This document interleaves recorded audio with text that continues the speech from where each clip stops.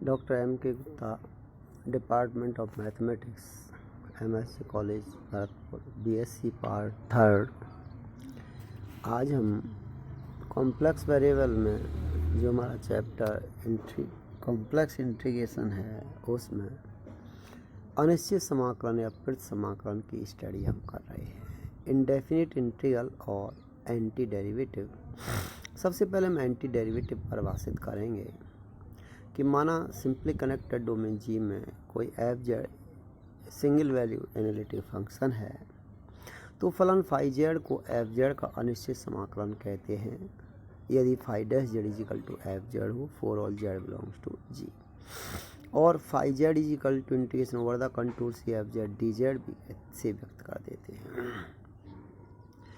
तो यदि phi Z प्रदेश जी में एक मान्य फलनों को फल विश्लेषक हों और जेड बिलोंग्स टू जी के लिए तो phi dash Z is equal to F Z, ये अनिश्चित समाकलन प्रति अवकलज भी कहते हैं। तो इस पर एक थ्योरम है जिसको हम स्टडी करेंगे कि यदि सिंपली कनेक्टेड डोमेन जी में एफ जेड एक विश्लेषक फलन हो तो अनिश्चित समाकलन integration over the contour Z zero to Z F Z D Z G में बिंदुओं जेड जीरो जेड को मिलाने वाले पथ से स्वतंत्र होता है। इस थ्योरम की हमने स्टडी पिछले लेसन में की थी।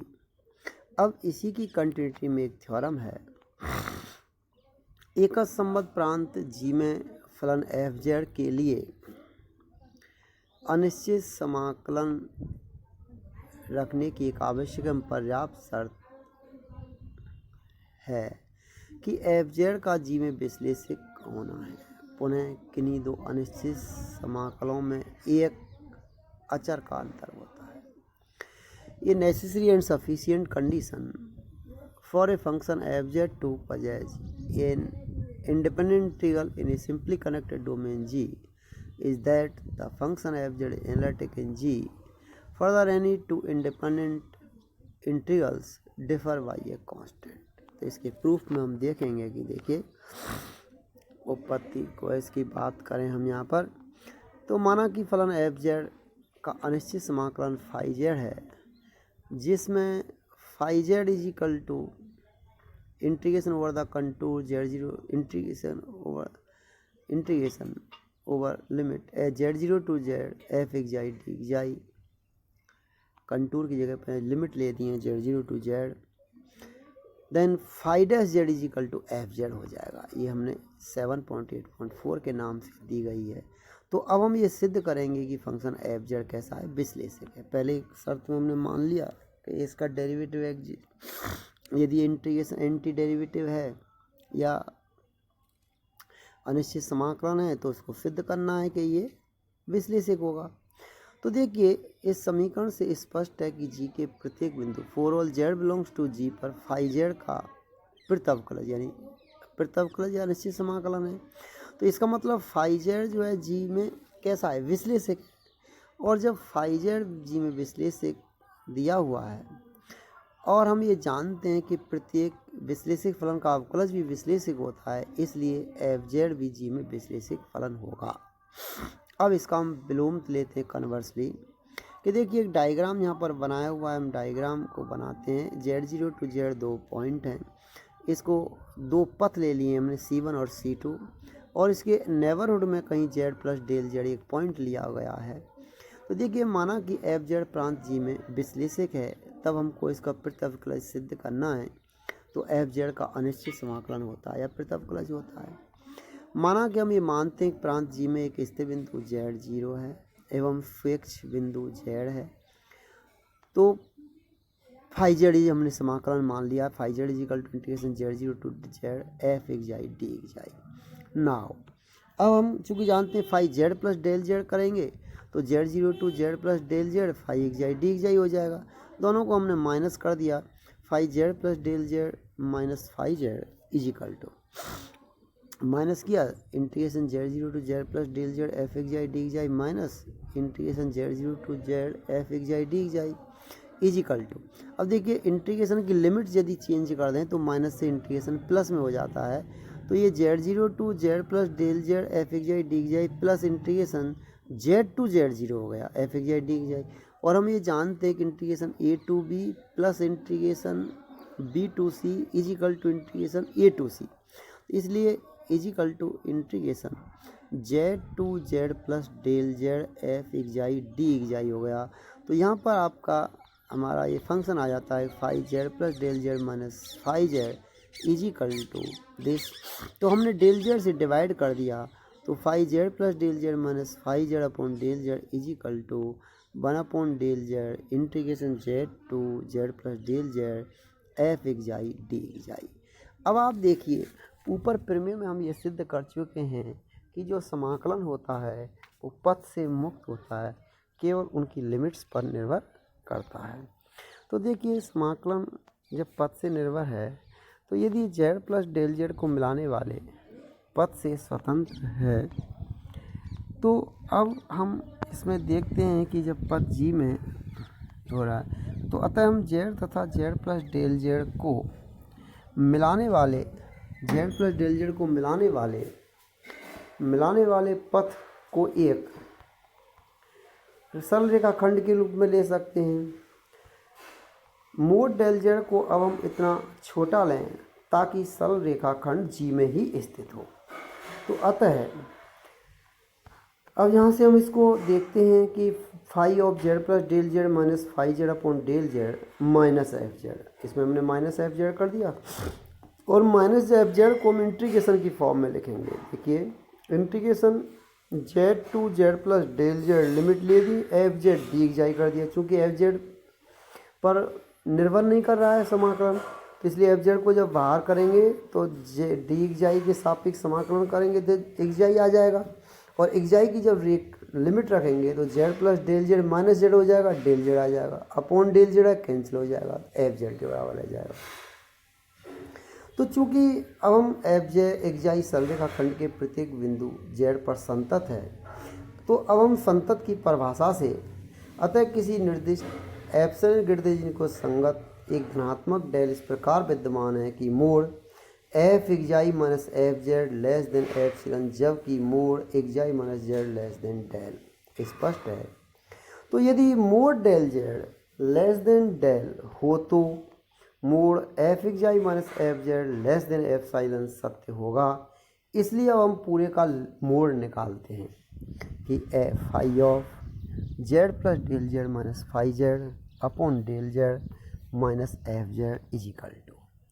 जब इसका मोड हम हटाएंगे तो मोड हटाने के बाद लेस देन में कन्वर्ट हो जाएगा, तो इसलिए less than is equal to mod 1 upon del Z integration Z to Z plus del z mod f x y minus F z mod d z. अब mod f x y minus F z की value हमने रख दी epsilon, तो less than epsilon upon mod del Z integration Z to Z plus del z mod del z. अब इनकी हम वापस लें, मोड है कोई दिक्कत नहीं आएगी, तो epsilon upon this since epsilon tends to zero, so therefore del, यदि del Z tends to zero है तो एप्सिलॉन टेंस टू जीरो, तो ये आपका फंक्शन पूरा डेल जो लिया हुआ है कि mod 5Z plus del Z minus 5Z upon del Z minus F Z tends to zero, so therefore limit del Z tends to zero 5Z plus del Z minus 5Z upon del Z minus F Z is equal to zero, so therefore limit del Z tends to zero 5Z plus del Z minus 5Z upon del Z is equal to F Z, और we can say that कि F Z is equal to 5-z, क्योंकि derivative की definition. तो अतः इससे सिद्ध होता है कि एफ जेड का अनिश्चित समाकलन 5z है।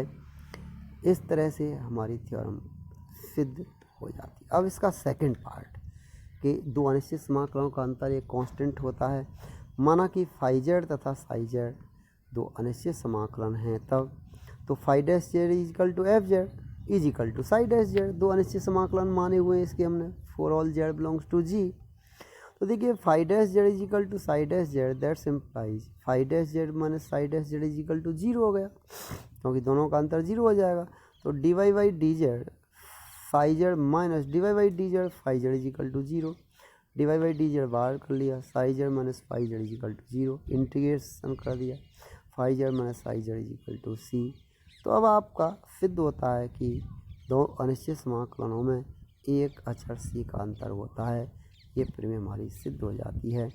इस तरह हमने अभी अपनी प्रमेय को सिद्ध किया और नेक्स्ट टर्म पर हम सम्मिश्र फलनों के लिए समाकलन का मूल प्रमेय यानी fundamental theorem of integral calculus for complex functions में सिद्ध करेंगे कि वहाँ ये बताया गया है कि कोई भी सिंपली कनेक्टेड डोमेन जी में एफ जेड एक मानी विश्लेषिक फलन है, तो a b belongs to g के लिए integration a to b f Z D z is equal to five b minus five a होता है। और जहाँ फाइव जेड एफ जेड का निश्चित समाकलन है, इसी थ्योरम से संबंधित है, बहुत ज़्यादा इसमें टफ टास्क नहीं है। तो अगले हम लेसन में इस थ्योरम को डिस्कस करेंगे। तो अनिश्चित समाकलन की थ्योरम में कहीं कोई आपको प्रॉब्लम हो तो आप पूछ सकते हैं। तो ये अनिश्चित समाकलन की थ्योरम आपको हमने आज डिस्कस की है और इसके आधार पर प्रतिसम्मित अनिश्चित समाकलन क्या होता है, ये परिभाषा और थ्योरम, दो थ्योरम है इसमें, एक पद से स्वतंत्र होता है, लिमिट पर निर्भर करता है, दूसरी थ्योरम इसमें दी हुई है नेसेसरी सफिशिएंट कंडीशन दी गई है। यदि अनिश्चित समाकलन है तो विश्लेषक होगा, विश्लेषक है तो अनिश्चित समाकलन होगा। और दो समाकलनों का अंतर जो है एक कांस्टेंट के बराबर होता है, ये इसमें समझाया गया है। ओके।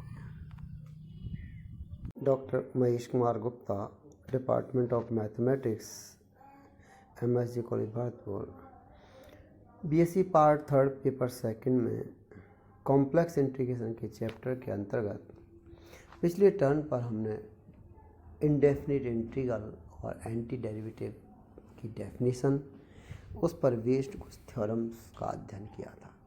आज हम उसी सीरीज में सम्मिश्र फलनों के लिए समाकलन का मूल प्रमेय fundamental theorem of integral calculus for complex functions की स्टडी करेंगे। फंडामेंटल थ्योरम का स्टेटमेंट है कि let f z be a single valued analytic function in a simply connected domain G. If a b belongs to G then integration a to b f Z D z is equal to five b minus five a where phi z is a indefinite integral of f z. अर्थात माना एक संबद्ध प्रांत जी में F Z एक मानी विश्लेषिक फलन है। यदि a b belongs to g तब integration a to b f Z D z is equal to five b minus five a, जहाँ फाइव जेड एफ जेड का अनिश्चित समाकलन है। तो देखिए अब इसका प्रूफ देखेंगे हम कैसे इसका प्रूफ करते हैं। तो प्रूफ में देखने के लिए थोड़ा सा ध्यान देने की ज़रूरत है। माना क्योंकि जैसे हम ये कहते हैं जेड जीरो, मान लीजिए कोई भी डोमेन जी में जेड जीरो स्थिर बिंदु है, जेड एक आर्बिट्री पॉइंट है, तो उस केस में हम इसको देखते हैं कि समाकलन के लिए मान लेते हैं फॉर्म में कि माना capital F Z is equal to integration Z zero to Z f t d t है। ये हमने मान लिया इक्वेशन नंबर 7.8.6 में मान लिया। अब आप देखिए अनिश्चित समाकलन की जो परिभाषा के बाद जो थ्योरम थी, उस थ्योरम में ये दिया गया था कि किन्हीं दो अनिश्चित समाकलनों का अंतर एक कांस्टेंट के बराबर होता है। तो इसलिए हमने कहा phi z is equal to F z plus k, जहाँ के कांस्टेंट है। तो इसलिए इस थ्योरम से अब हम ये मान सकते हैं कि अब ए और बी दो पॉइंट हैं, तो उनके आधार पर हम ये जो थ्योरम दी हुई है उससे मान लें कि जेड की जगह पे पॉइंट ले लिया हमने, तो phi is equal to f b plus k और phi a is equal to f a plus k, दोनों का अंतर कर दिया। तो phi b minus five a is equal to f b minus f a. अब देखिए F Z is equal to integration Z zero to Z f t d t हमने माना हुआ है, तो उसके बेस पर हम इसको लिखते हैं कि f b is equal to integration Z zero to b f t d t तथा f a is equal to integration Z zero to a f t d t. तो इसलिए f b minus f a is equal to integration Z zero to b f t d t minus integration Z zero to a f t d t. अब चूँकि समाकलन की जब limit परिवर्तित करते हैं ए टू बी से बी टू ए करते हैं तो उसका चिन्ह बदल जाता है, माइनस से प्लस और प्लस से माइनस। तो यहाँ प्लस हो जाएगा माइनस से, तो a to z zero limit हो गई कि integration Z zero to b f t d t plus integration a to z zero f t d t. अब चूँकि हम जानते हैं कि इंटीग्रेशन दो इंटीग्रेशन का सम होता है और इसकी लिमिट ए टू बी और बी टू सी हो तो इंटीग्रेशन ए टू सी में कन्वर्ट हो जाएगा। तो यहाँ भी यही होगा कि f b minus f a is equal to integration a to b f t d t और टी को जेड में बदल दिया, integration a to b f z t z. चूँकि f b minus f a is equal to five b minus five a के बराबर है, इसलिए five b minus five a is equal to integration a to b आपका f Z D Z के बराबर आ गया। और चूँकि हमें यही सिद्ध करना था थ्योरम में, इस तरह हमारी ये थ्योरम सिद्ध हो जाती है। नेक्स्ट